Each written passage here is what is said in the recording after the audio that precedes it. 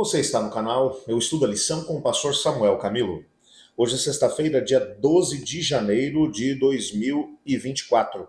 E faremos um estudo adicional do nosso tema principal da semana, que foi Ensina-nos a orar. O texto que nos acompanhou durante toda a semana encontra-se em Lucas no capítulo 11, verso 1, que diz assim: Jesus estava orando em certo lugar e, quando terminou, um dos seus discípulos lhe pediu: Senhor, ensina-nos a orar, como também João ensinou os discípulos dele. Bem, durante essa semana nós tivemos a oportunidade de poder entender que os salmos, além de canções, de músicas, eles são também orações. E quando olhamos para os salmos que nos acompanharam essa semana, você com certeza vai se lembrar que estudamos o Salmo 44, Salmo 22, Salmo 13 e o Salmo 60. Todos eles são aquilo que nós chamamos de salmos, onde os salmistas eles vão trabalhar um pouco a ideia de salmos penitenciais, ou salmos onde o salmista está enfrentando uma situação complicada e ele agora vai olhar para Deus, ele vai abrir, rasgar o coração diante de Deus, ele vai mencionar como é que ele está se sentindo, a angústia que ele está enfrentando. Alguns desses salmos, inclusive, como já mencionamos durante a semana, são salmos messiânicos, salmos que nós voltaremos a vê-los novamente quando formos estudar sobre esse grupo específico dos salmos. Entretanto, neles nós encontramos o salmista rasgando o coração e falando coisas como: até quando esquecerás de mim? Senhor, por que me abandonou? E assim por diante. São salmos onde o salmista ele coloca para fora o que vai dentro do seu peito, o sofrimento que ele está enfrentando diante de situações de perseguição, situações de dificuldade, de problemas. Existem alguns salmos, por exemplo, que são chamados também de salmos penitenciais, como o Salmo 51, que nós não estudamos durante essa semana, mas que são salmos que foram escritos depois de pecados cometidos, e o indivíduo agora sente a angústia, o remorso, sente a tristeza pelo próprio pecado cometido e pelas consequências dele também. E agora ele vai colocar diante de Deus aquilo que vai no seu coração. É o ser humano falando junto com Deus. Por que esses salmos são tão importantes? Além de tudo aquilo que a gente viu durante essa semana. Nosso guia de estudos hoje vai trazer aqui a autora fazendo algumas aplicações a respeito daquilo que Ellen White menciona sobre a importância desse grupo de salmos. Por exemplo, no primeiro parágrafo da nossa lição, a autora diz assim: Ellen White descreve os salmos penitentes de Davi com uma linguagem de sua alma e orações que ilustram a natureza da verdadeira tristeza pelo pecado. Lá em Caminho a Cristo, nas páginas 24 e 25, Ellen White fala sobre isso. Ela encoraja os crentes a memorizar os salmos como um meio de promover o sentido da presença divina na vida e destaca a prática de Jesus de proferir salmos quando ele se deparava com uma tentação ou com o próprio medo, com o temor. Ela observou também, lá no livro Educação, nas páginas 114 e 118, ela diz assim: quantas vezes, pelas palavras de um cântico sagrado, se abrem na alma as fontes do arrependimento, da fé, da esperança, do amor e da alegria. De fato, muitos hinos são orações. Isso aqui é interessante. Ellen White aqui vai mencionar que Cristo Jesus ele usou os salmos em alguns momentos da sua vida. Em momentos de tristeza, em momentos de desânimo, em momentos de dor, em momentos em que ele queria sentir a presença divina um pouco mais perto de si mesmo. Ele foi nessas orações inspiradas que estavam lá no contexto dos Salmos e buscava dessas orações uma base para que ele pudesse clamar a Deus. Era como se ele estivesse dizendo: Pai, eu estou me sentindo igual Davi se sentiu quando ele escreveu isso aqui. Quando você vai olhar para a Bíblia, você vai perceber, por isso ela vai dizer como é importante que você memorize os salmos, para que quando você passar por situações complicadas e difíceis como essas, você possa usar as mesmas palavras. E aqui a gente tem que desmistificar algumas coisas. Uma coisa é você proferir algumas palavras como se fossem palavras mágicas. Não é disso que a Bíblia está falando, até porque Jesus Cristo, no contexto do Novo Testamento, ele disse: quando vocês forem orar, não façam como os pagãos que acham que por repetir a mesma coisa um monte de vezes vão ser ouvidos. O pai de vocês não trabalha, não funciona dessa maneira. Não é disso que ela não está falando. De você memorizar algumas palavras como se fossem palavras mágicas. Não.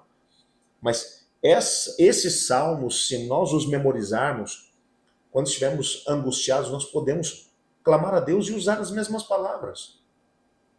Confesso a vocês que houve vários momentos na minha vida em que eu orei tendo como base as palavras do Salmo. Senhor, até quando esquecerás de mim? Estou me sentindo agora esquecido pelo Senhor. Porque eu estou orando, estou clamando e não estou conseguindo ver aqui a tua resposta. É interessante trabalhar nessa mesma perspectiva. E ela vai dizer quantas vezes os cânticos sagrados abrem na alma as fontes do arrependimento, fé, esperança, amor e alegria. Por isso, esses salmos, eles devem estar no nosso coração e também na nossa mente. Há um outro parágrafo aqui também, que foi mencionado aqui pela autora da lição, onde ela vai dizer o seguinte: quando oramos e cantamos os salmos, assumimos a persistência, a ousadia, a coragem e a esperança do salmista. Eu achei isso aqui fantástico. Quando você resolve orar, tendo como base as orações que foram feitas por esses homens há tantos anos atrás, você está assumindo para si mesmo aquilo que estava no coração deles. Persistência, ousadia, coragem e esperança. O que eles tinham enquanto escreviam essas palavras, enquanto passavam por situações talvez parecidas com as nossas. Mas pastor, mas eu não tenho que enfrentar, por exemplo, os edomitas no Vale do Sal, como o Davi enfrentou, enfrentou derrotas e aí escreveu no meio de uma guerra. Não, mas todos nós fazemos parte de uma guerra maior do que essa, a guerra entre as forças do bem e do mal, e às vezes nós também fracassamos. Passamos por situações de derrotas. E podemos, à semelhança de Davi, dizer ao Senhor: Senhor, será que tem alguma coisa errada na minha vida? Será que o Senhor se esqueceu de nós? Nós podemos fazer da oração dele também a nossa. E finalmente, a autora também vai dizer assim: usar os salmos em oração e adoração torna a comunidade crente consciente de toda a gama de experiências humanas e ensina os adoradores a se envolverem nas várias facetas dessas experiências no contexto da adoração. Aqui, ela está falando do uso dos salmos no contexto litúrgico, no contexto público na igreja. Quando nós lemos esses salmos ou mostramos, olha, a semelhança do salmista, talvez hoje haja alguém que esteja sofrendo a mesma coisa. E os olhos de pessoas que talvez até nem estejam passando por algumas situações difíceis de provação naquele momento, mas a pessoa consegue desenvolver algum tipo de empatia, entendendo, puxa, pelas palavras do salmista, será que tem alguém na comunidade que está se sentindo dessa forma? E ao mesmo tempo essa empatia liga a comunidade uns aos outros, as pessoas umas às outras. Por isso esses salmos têm realmente um lugar de grande importância no contexto da adoração. E finalmente, quando nós olhamos aqui para o que foi mencionado também por Ellen White, há um comentário dela que vai aparecer aqui no livro Testemunhos para Ministros sobre os Evangélicos, onde ela diz assim: Cristo é nossa única esperança. Podemos olhar para ele, pois é o nosso Salvador. Devemos confiar em sua palavra, nele pôr a nossa confiança. Ele sabe exatamente o auxílio que necessitamos e nele podemos depositar segura a nossa confiança. Se dependemos meramente da sabedoria humana para nos guiar, acabaremos do lado perdedor. Mas podemos ir diretamente ao Senhor, pois ele disse: venham a mim todos vocês que estão cansados e sobrecarregados, eu vos aliviarei. Tomem sobre vocês o meu jugo e aprendam de mim, porque sou manso e humilde de coração, e vocês acharão descanso para a sua alma. É nosso privilégio ser ensinados por aquele que disse: se vocês não comerem a carne do Filho do Homem e não beberem do seu sangue, não terão vida em vocês mesmos. Eu gostei desse texto, porque nesse texto Ellen White está comentando aquilo que foram as experiências dos salmistas, quando escreveram a respeito do que escreveram. E esses salmos nos ajudam a poder, de alguma forma, ir a Cristo com o coração angustiado, machucado. Orar a Deus, tendo como base esses salmos, é o mesmo que fazer o que Cristo pediu para que os discípulos fizessem em Mateus 11, 28 e 29. Venham a mim, vocês que estão cansados, sobrecarregados, e eu vos aliviarei. comer da carne e do sangue de Cristo, como João capítulo 6, 53 menciona. Somos exortados a fazer isso.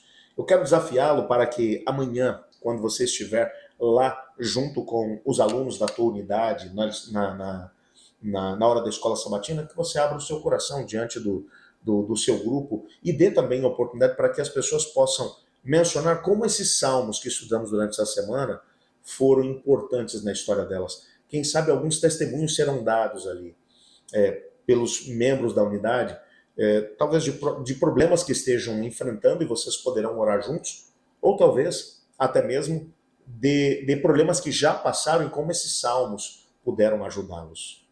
Eu quero orar com você nesse momento. Obrigado, Senhor Deus, por tua palavra e pela certeza que temos de que o Senhor cuida de cada um de nós. Nos ajude, Pai, ouça os clamores que nós colocamos diante de ti. Alguns foram enviados para a nossa comunidade de oração, outros estão no coração dos seus filhos. Mas responde a cada um de acordo com a tua vontade. Pois é em nome de Jesus que oramos. Amém. Pois bem, amanhã nós vamos introduzir uma nova temática dentro do nosso estudo da lição de Escola Sabatina. Introduziremos a lição de número 3 e o tema será: O Senhor Reina. Eu estudo a lição e você?